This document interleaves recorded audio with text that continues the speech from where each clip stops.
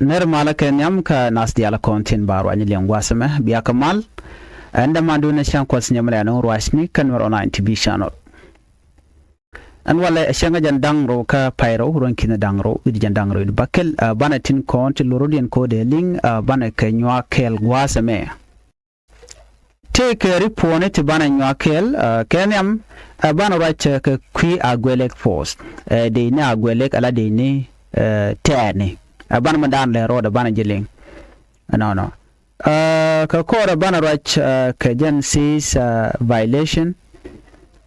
kwada danan chamal chaji jartin sare we ka South Sudan we kona link take a record mecha garpin record mo kala no take record chop ko kori de baro la 407 violation te cha record bana ora ki kwiden ka jan report mene kan kono ni ammi jiram jidit gwas me gore jano jin ku channel go support ko jin content lat ko gwas be kan chamala shubkiji bana were raja bana lingwas mene report ni am gwas men bana raike kwide bana raike kwi agwele force ala agwele force sinte pin wut kama shal kame Johnson luñ agwele force ken kanete moti cha kok ekir me yadit ko kan bike damage mi dit bikan alat kan Nuer community kid ka dor Nuer dio je to kon dial ka ngejbo ka madana le roda me don che belam judit ka kon dial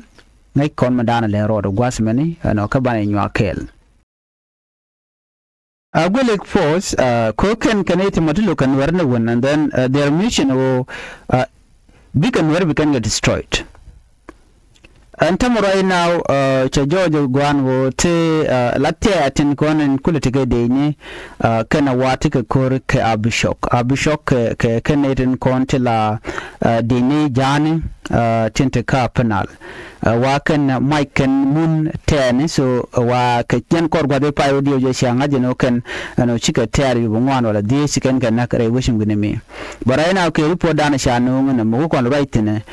wati at gor kan wade ke jen ka frontline de ka luch re duarien ka afanal ko kenito mike mundian netin kontila jangwal ke busy ana gwada ni gang kan jang ka jongle kana panal chana meto chana miling be ka ta dana dong kwa agwelek force kwa ka use ke kaja ne de kontin la agwelek force te ka pingu mishal ke General Johnson luñ Johnson luñ dia ngai kon dia la jena ka kume SPLA ko ni wala ramu mamu ci chonkel kan dak ma charge nga kora ce bitiai meshi dak ma char meshi ka dak pin kana Simon Gadu jwal chu ko we kan yen wude chal ka me Johnson luñ mo ko le ka force chal ka agwele kana ka kora ci ko nyok mo kan gwanyo kan den si wude chal Johnson luñ chawti ai ana charo do mo kedu ma kwala chola agwele force wala si Simon Gadu jwal chawjen ka bonda men chawlo chola no SPLA wo kid gwang faction ana si dag mo to ko nono she can't at Panky and she got into Jaco take a kill get me yadi come icon ka opposite all the way like I didn't mala watch me don't na guadmo man nothing and she got chonke kill me yadi can rundi ala te quick kill me yadi major kurme to me down and then she go good kiran be deal to no be tat can Nuer ka take kamakin then she go no be tat be ka use Sir Johnson mun ce jakwan al-Ramadan led mobilization kana disarmament ijaram dan bimaj bika kabre wika South Sudan kele but to be specific apenal kana den konden dong ba meken ba ka biga lanetin kontilan wari no tinte ka apenal gwasa me ci kondi al chunen bo me dan kan kurka na to ka Nasir kore ne me ci to ga ngoda kan Nasir Garissa na kan deck ngai kona akan ku kana tugundan cikin ya da ce gudu mashi da promote sai kwan al-Ramadan en la kueren bi mej ko kep and then choka yuk ne wur chala kong shola rale kel la kong shora le chwa jono biya jien biya we ka Nasir biya din ti biya kana bi di samun bi kana walat mu kwala shaka no kana shi tokan wale bada tok kwa nga ke chwa kwanya la Ramadan bi di samun bi ke da then chwa de mi di chwa jere aleka deje jelika babure te jiento te wawe kai mana kalo gwadu bukur ben doten ka dor shal ko mobalit me cha ga kwan ana shi kor cha tuok kore da na chi tuok ko ngai chin war jeno baben kam me ken ko plan mi shara le ken ya dit so an plan mo can succeed and then he kore ro chu tuok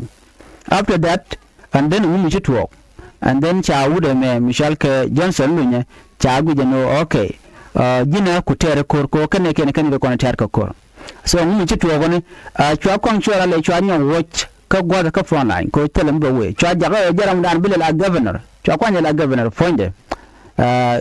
men kule la governor dun apenal ki ka malakal so chwa la gwa mo ko goro jena bane kan nak e guje je ki e guje jenta danan teten so no ko la ja kwa ka dum bishu bi gune don mi chai kan power no kam ji ko don jira mu gwa no kam ji ko jin bine gu bigane they are going to use you ko bine gu bigane jan do bran ko ingaran ke so na mo chetwo she agule force kana agule force ana chukanar mo chukanar kel ka bishop force metetin na kor da na chitwok ana me chana sa garasa me chadak ana chipem di chetednien but ne de ti chalga ti agule force kan wari yin ka special mer wayam kan yin ka ko ne me wade ga ban na saran dan kan shi kana nyoka muku kana shif wuka ka fangak yin gwa dan ku kor ko toktin no shi we fangak ka bishop force kel me shi ne te kontela mer wayam kana sar me shi withdraw no me shi ro din were which dan chu atani anang tong mi so right now lubi kona kan yos ka ke shi kona nyoka ne me ji kor me je to ka warap ke gwa da mi dor kirmi yadit chagule force anyo mananga ja rena mi ko nyo to ka jongle ti kana nyo mu ko kan ship tong mi ka jongle ko jongle gwa se dan go jano tel ko me tokten en ne ti di chalke ti agule force yos ka ne ke kir yos ka ke kan man yam kan dor mutot no dor mutot mi shi kan wane ken dial ti kana jago biga tika match biga la de ni kan dial all of them mu kwa wul mer community ta mu ko de ka mo bikan wane dial kon biga wu de ka all of them. What do you think will happen to South Sudan? South Sudan there a bit. Can order goika. So kuja mo chicken chumega no cause Union can kagwar. So they have no choice, they no big a match become a jack. So many right now priority dia no ko ngai jana South Sudan te ko. Priority dia niam o big a ladi ni kan dial. Gorbala ojik jogomo manyam mambe ka kan be community dem kana gang but problem jene ko ala use ka li wankor ko Nuer kan jong ban mi jira mu ci ben ka kwike mi yadi an ko la naga ne ideal naga gwanta ka naga Ramadan maka so naga kon kan naga ka and this report ko linge dem je jojo gwano sha gule for the wa ci ka tired ci ka exhausted ka tin kon lat ko den use ka ne ka gwan ma ke mi yadi de bi ka juba ko pormone janken ce kalize dan shanen me shanga en NSS National Security Service dan cha promote telegat 10 deten telegat wereten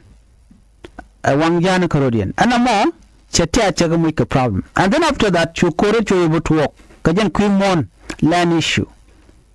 ka penal ka fashoda ala jang padang awakani de konan ga kanga ke kume the men right ted la ted kan ma ka mundien jang munda mai ka jangan mai ka jeta so ngai kon tar be shirkan ka bar so shiga ne da mulat shungwa kel la road kan duor shikan na shiang bina shin kel lo binar long shikan long no la gur kan oti dial bukan karel you know karamerel duor ma ramu jak ko rel kan ngwane chicken chiang go chicken no de na shin kel chicken wer ko wer rami ngomi ti yen chin wer mala ni mi jela kun kan ka point kan wer bika kuen kaka barka joro ko ken teleje ko joro ko ken chala chaja long chicken no wer they're really working hard everything they do they work with bika community dem bika na miet especially god tiene kan wer ko ga prioritize long unlike others ten ko ken content ne kan bang no so she agule force she kan gujano chitegdia na tema katig ne ken chabech so right now wala kan no bika withdraw ka phone line ko kan liune lora bank na kan ga dai tongmi so be jogo no de e vol move kaka ko ngai no yos ko ne ka kirmi yadit mu yos ka kirmi yadit aje no bi ka tugo ankor ko mu ga tugo what will happen to their tribe kana e lar na tem lar kenene do mo tot mo mu je jojo gwano wona ne shikan ne ti kuru de ngai ka kore wala tuka la dorian la tuka bianen ka gwaden be bika tu ka bika kwa bika yad right now we can know mo gwalo na gwele first minute kana but in the near future bika kwa alun chicken ware ko nwere man ka they are everywhere but that quicken kaka ne til de chono no kan ne ti je ga long to mo chicken goro de ka chigne de koken jala ka yana muka yan nyan ka kuyen biarun ga din bol kare dodien ni dor diten and then jaro la tan la ya tu kana mo that we can no ba ka ganga jang but Nuer shi ne la ne ya dia la no kana ba changa dana shi lan shi cross ne ma la jen chwa jen changa jwa kan Nuer so na me mi tin bianga jeno agole for the walat kana de ga wulo jok Nuren go ka front line ka kwi ko wa changa gat ken changa jakka ka penal so na mo developing story bana bentin ka kor gwaten be shana bun ka man chalat gwa me report me chalade wonene was ceasefire weekend with 407 violation record te richa record report me cha gor ka chanka wal bangwan ka pai lekolar no ka pairo no wal gwade dane lat kenya shanga wal bangana pairo wala pan but then no report ko le ben ne ka jen pai bada gon kindaro jandang ro de dich la violation ki mot tencha yarwa chukan kor de baro kore to chupko kore de baro to la ceasefire violation rewika South Sudan te chalat and ceasefire violation mo to Georgia no Kennedy ti te chol kon gatieno ejuku mala SSPD kan chamal chaje gur ne ko gwan mi chiwo ko kudi mo ko chikan mal chikan gur and then men gur kan long o de kan which de kan yar de kan ko de kan jatu wano tel mu gur kan o de mal dara tin kaje ka gur ka mal kal gur ka mal ka lu kaje ko en South Sudan nu te gaden ta mo mitinare ko awatel mu gwambe tuok so kuje moni alakir dal kaje en ideal ko wajira mada en to go bitidial ti bika tuoki bi rol bika rudian lahat ko rol ko ray ko kwidian ka ko ko ni tuk ta dana ni na kaje ta dan tele mal kaje so mal be benedi mal be bena le sinaren kon ger ana sinaren nok but chimal che betuok mu kenaren kon releka so gwada me bana min chala da kan kajen kwi ceasefire violation mo bana nyoko mu kwen kon kide kon ngajeno atwogedi kiyomu mi chare leka kane di titin kontin cha report me cha jen ko so report be ni jen ka ta dana cha bi jen wujwe je kucha wegwa ko wujwe je gur jen de nat deken jal kel but na me cha gur kuma maraike kirmi yadit so kuje moni bu konti ka ngai ko malo be bere ko so dan gur ne dialo bika dian lat gwaskel ke reporten chano ngwaseme te gun mishale tashome anagawe tashome anagawe ayana jana chairperson ka ceasefire and transitional security arrangement monitoring and verification mechanism mishale CDSAM kanene te kanene content which ka mal kana korere wika so Sudan ten ka joji kala gwaseme kanni cha violation ne to chop ko kurumwan at which kurumwan Widian Barrow wacha ka record neka kor gwa de dan kwa 2018 peace agreement kwa jata inkaja te jo mo te jalat la de me ajen cha de ya cha ko won wode mal derben ajen te dia le konde cha la let cha ko wut and permanent ceasefire dan cha le ka wode la let ajen cha tungwan ti jen kan cha ka blat ka kor ajen cha agreement dan cha je yar and from waketa dan cha wan cha ya pingaje jen te de cha tulten ajene nen komiri mene da ne share la kan wode maldar bin gaje ajene shi ku mene dangro shi kan lok ajene shi ku ma SSPD ap kan ku ma SPLIO ena sha mal mo chaje yarakan ajene men yam kan all te konte cha yar ajene the main violation sha blat me ko da na ci to kan Nasir ka pai de gron kin dangro jan dangro di ajene jan malan male cha yar ajene en kure ci to Nasir ajen mi yer we so Sudan chu menatama se widi ala ko ken chagalen Jan kani che widun wan che galen che ke unit state ke western bargazal ke jongle state jan che dial che dop shin security che ben ka kwiko che koro mo che to jan kanadin content kwa mal me kwa je yar jan che kanadin content te chi mal te chi ta no jan bon SPLIO kana bon SSPDF kanadin content cha mal cha je yar but kanga ke je gwan wone ne te ko ne yar kamal ke de ne SSPDF kana de ko te shan kan na de je shan an wari je kan na san dan cina cika ke ku ne SPLIO wa manakatin ka kore me ci ko me je to me kan ngaje no ne sa cin war wa ya mi ci ga de ne SSPDF ci kan ga joj so ci kan goro bi kan bilem ke lo bi kan oto bi kan kam winga bi kan la dwi da kam char eri ko de chalat gwase me me chop ko de barawa ala alleged violation misha documents ka korpen dan bakel kani queen security kamen chimmal che yare wech ka South Sudan kani se sidi sam che de ali ya record ni kan sidi sam bit kan tel mi kana malat okay chana manane kala gwas chana miling be te ka jo mi kana lat gwas me ram chale te shome chana miling kel. Between August 2025 and January 26 alone, Sitsam recorded 407 alleged violations with the GMISIO now fully operational. Again, we are prioritizing verification activity within our limited capacity. 25 new tasks have been prioritized to be accomplished soon. This will only be possible through cooperation by signatory parties.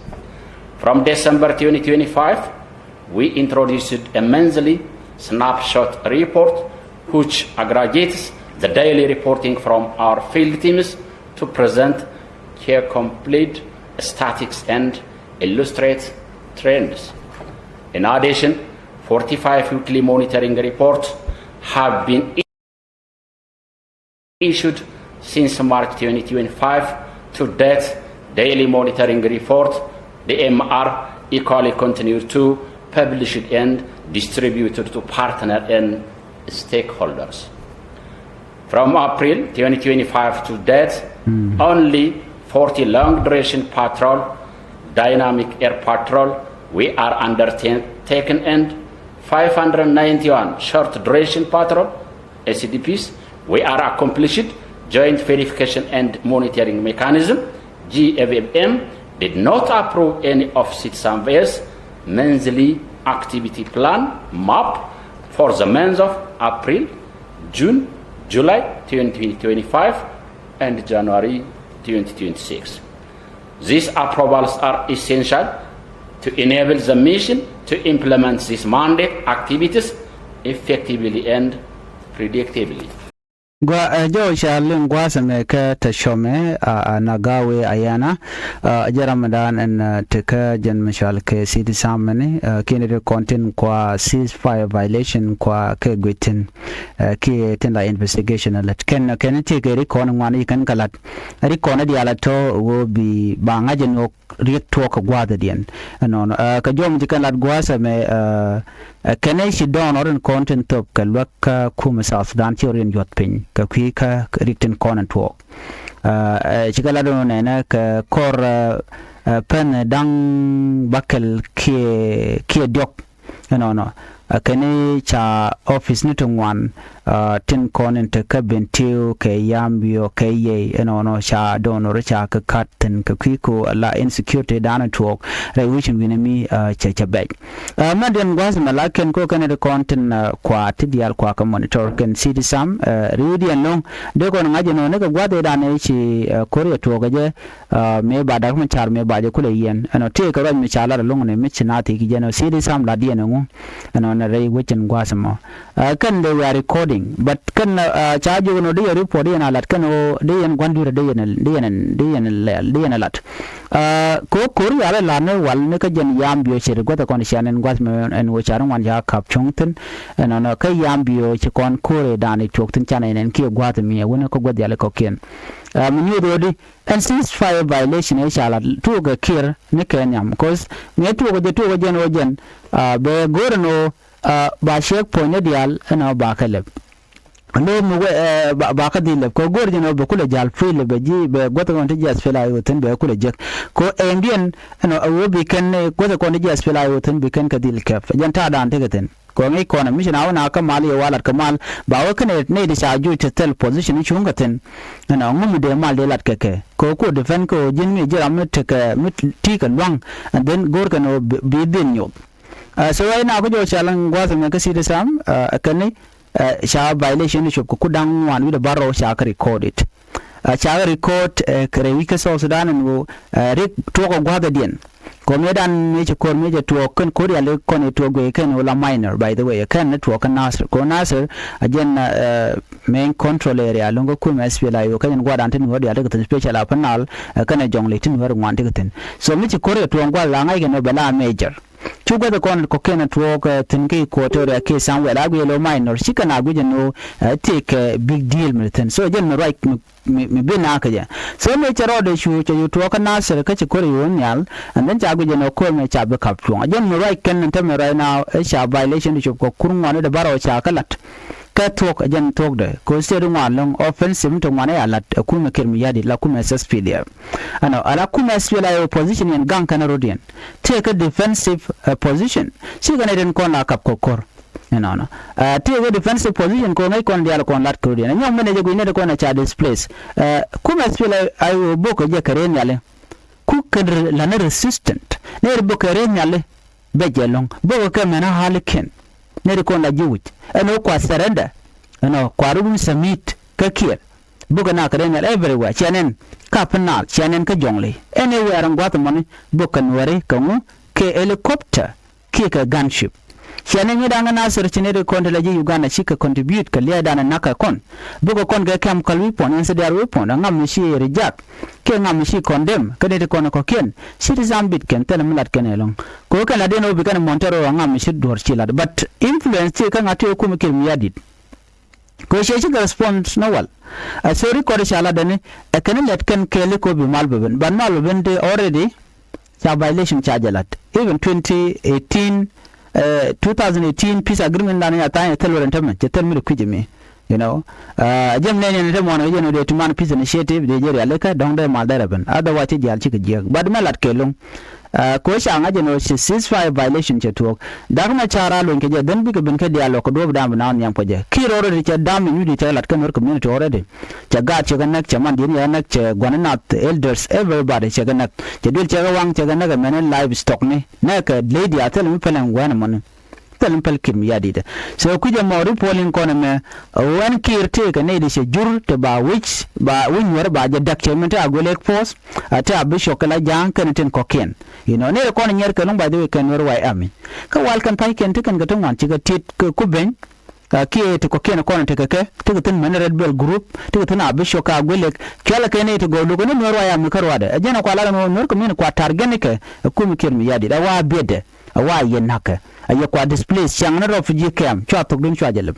ka te ga gan wer ku contribute ko bin wer bi shoot so me be anyway je report an go de nya konkel an ban nyoko ben ko kor gwadan be men kan ko waitin bella yen ko dan to ko jongle state na ban je nyoko je ke report den be ben of course take some development lat korean but right now ban shongwa dan be kon lo jikten yo jete man